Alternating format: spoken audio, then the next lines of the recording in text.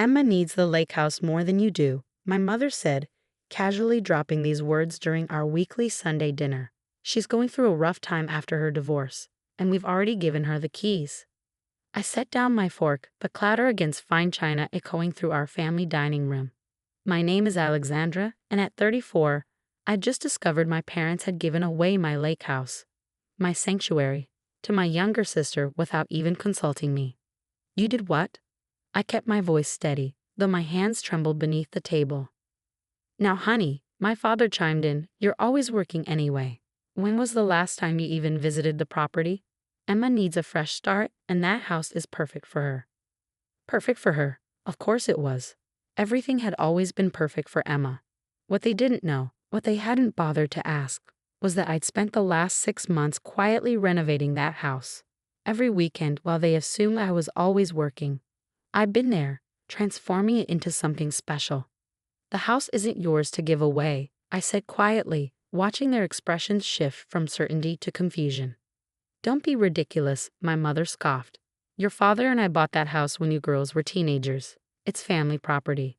I pulled out my phone, scrolling through my photos. Actually, I bought it from you 3 years ago. Remember the paperwork you signed? The one you didn't bother reading because you were too busy planning Emma's second wedding. Their faces paled as I showed them the property deed with my name on it. The lake house had been my dream since childhood, and when my parents mentioned selling it, I'd stepped in. They'd been so distracted by Emma's elaborate wedding plans that they'd simply signed the papers, probably assuming they were just routine documents. But that's impossible, my father stuttered. We wouldn't have. You did, I interrupted, and I have the mortgage payments to prove it. Every month for the past 3 years. Emma chose that moment to burst through the front door, her perfect timing as impeccable as ever. Alex, I didn't know you'd be here. She breezed in, dropping shopping bags on the floor. Mom and Dad told you the good news. I'm moving into the lake house. I've already started packing. I turned to face my sister, noting the designer clothes and fresh manicure that somehow didn't align with someone going through a rough time. Actually, Emma, we need to talk about that. Talk about what? She flopped onto the sofa, pulling out her phone. I've already hired movers for next week. The interior needs a complete overhaul. By the way, that rustic look is so outdated.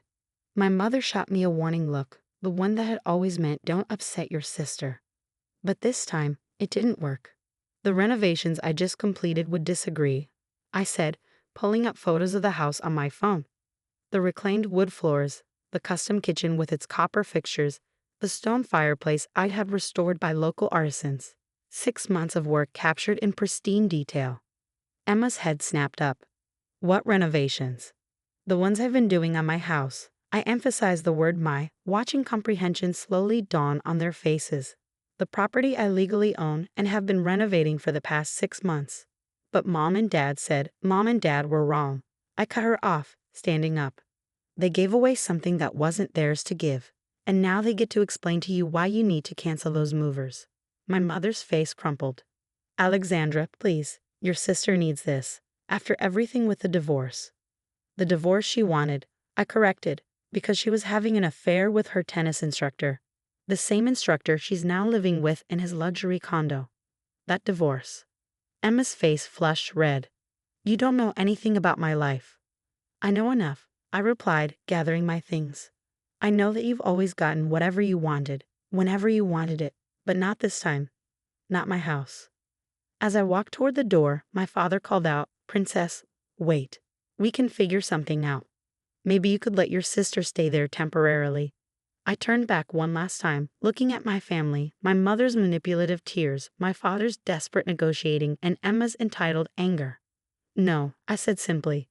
For once, you all get to figure out your own solution. I have other plans for my property. What they didn't know was just how extensive those plans were.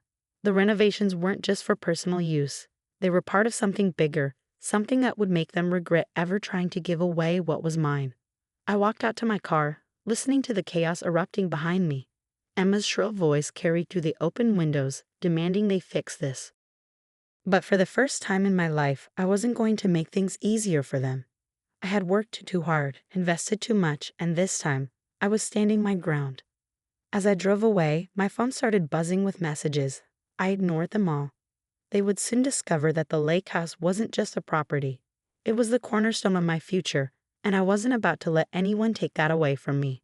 The next morning, my phone showed 47 missed calls and over 100 text messages. Emma had gone from demanding to pleading, while my mother alternated between guilt trips and thinly veiled threats. My father, predictably, tried to play mediator, suggesting compromises that all somehow ended with Emma getting her way. I ignored them all and drove to my lake house, smiling as I pulled up to the newly graveled driveway. The morning sun sparkled off the water, highlighting the dock I'd have restored last month. Inside, everything was exactly as I'd left it, pristine, peaceful, and completely mine. My phone buzzed again. This time, it was a message from my mother's best friend, Linda. "Your mother is beside herself. How could you be so selfish? Emma needs a fresh start." I laughed, remembering how Linda had been equally beside herself during Emma's first divorce and her second wedding, and every minor crisis in between. The family drama machine was in full swing, but this time, I had an ace up my sleeve. Walking into my beautifully renovated kitchen, I opened my laptop and pulled up the email I'd been sitting on for weeks. The one from the state's Department of Tourism, confirming my property certification as a luxury bed and breakfast. The renovation hadn't just been about making a beautiful home, it had been about creating a business. Each room had been carefully designed to accommodate guests, the boathouse converted into a waterfront suite, and the grounds landscaped for outdoor events. I'd spent 3 years planning, 6 months renovating, and now everything was ready. Just as I was reviewing the final permits, I heard the crunch of tires on gravel. Looking out the window, I saw Emma's red sports car speeding up the driveway, our parents' SUV right behind her. "Here we go." Emma burst through the door first, stopping short when she saw the changes. Gone was the dated lake house of our childhood, replaced by elegant modern furnishings that still maintained the property's rustic charm. "What? What have you done?" she stammered. My parents followed her in, their expressions shifting from determination to shock as they took in the transformation. "Welcome to Silver Lake Lodge," I said calmly, gesturing to the new sign above the stone fireplace. "Grand opening next month." "A lodge?" My mother's voice was faint. "But Emma's furniture is staying wherever it currently is," I finished for her. "This is a licensed bed and breakfast now. All the permits are approved, and we're already booked solid for the summer season." My father stepped forward, his negotiator face on. "Now, Princess, surely we can work something out. Emma could help run it, make it a family business. Like she helped run the boutique you bought her, or the yoga studio, or the wellness center." I counted off her failed ventures on my fingers. "No, thank you. This is my business, my investment, my future." Emma's face had turned an interesting shade of red. "You knew I needed a place to stay. You let me believe." "I didn't let you believe anything." I cut her off. "You assumed, like you always do, that you could have whatever you wanted. Mom and Dad assumed, like they always do, that they could give away something that wasn't theirs. All of you assumed I would just go along with it, like always. But what am I supposed to do now?" Emma wailed, dropping onto one of my new sofas. "The same thing other adults do. Find your own place, pay your own way, live your own life." My mother stepped forward, tears already forming.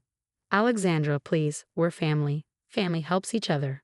"Yes," I agreed, family helps each other. Family also respects boundaries, asks permission, and doesn't try to give away property they don't own. Maybe it's time we all learned those lessons. I walked to the door and held it open. "Now, if you'll excuse me, I have a business to run. I suggest you all start helping Emma find an apartment she can actually afford.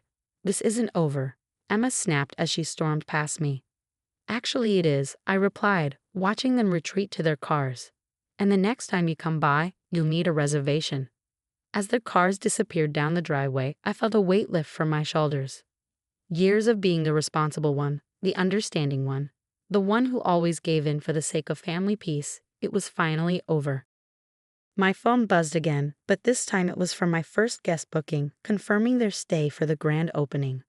I smiled, looking out over the lake that had captured my heart as a child. Emma had always gotten everything she wanted, but not this time. This time I had gotten exactly what I wanted. My dream, on my terms. The family grapevine would be buzzing with this latest drama. But for once I didn't care.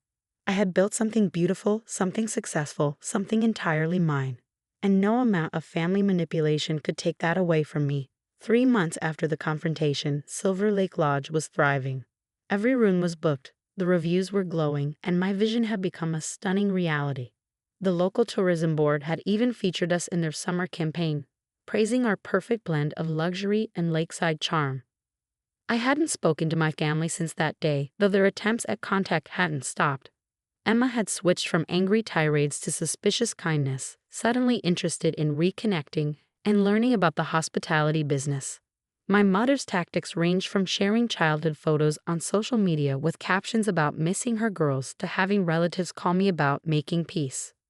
One quiet morning, as I was arranging fresh flowers in the lobby, Linda came strutting in.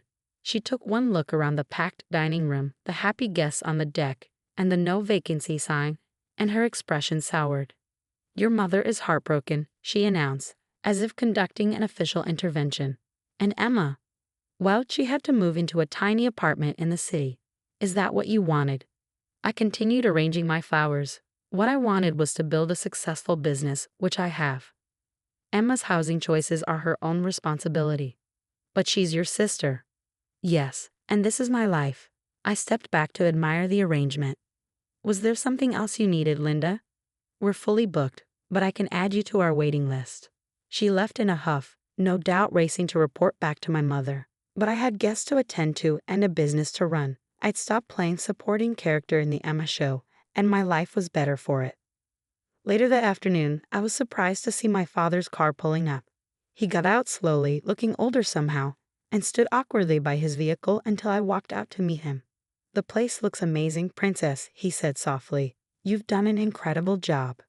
"Thank you," I replied, waiting for the other shoe to drop. He sighed, running a hand through his gray hair. "I've been doing a lot of thinking about how we've handled things, how we've always handled things. We didn't just try to give away your house, did we? We've been giving away pieces of you your whole life." I felt my throat tighten but kept my expression neutral. "Every time Emma wanted something, every time she struggled, we expected you to be the solution. We took advantage of your strength, your stability." He looked out over the lake. "We never asked what you wanted, what you were dreaming of. We just assumed you'd always be there, fixing everything. And now," I asked, my voice barely steady. "Now I'm here to say I'm sorry, really sorry. Your mother, she's still struggling with all this. And Emma," he shook his head. "Emma's Emma. But I'm proud of you, Alexandra. Proud of what you've built here. Proud of you for standing up for yourself, even if it was against us." I felt tears threatening but blinked them back. It wasn't easy. "I know." He turned to face me fully. "I'd like to make a reservation. Just me for a weekend. I want to experience what you've created properly as a guest. If you'll have me." I studied his face, seeing genuine regret there, and maybe something else, respect. "We're booked solid for the next 2 months," I said, watching his face fall slightly. "But I might have a cancellation coming up. I'll check the books." His smile was worth it. Over the next few months, things shifted slowly. My father came for his weekend stay, raved about the experience, and actually listened when I talked about my plans for the property. He even offered to help with some maintenance projects, no strings attached.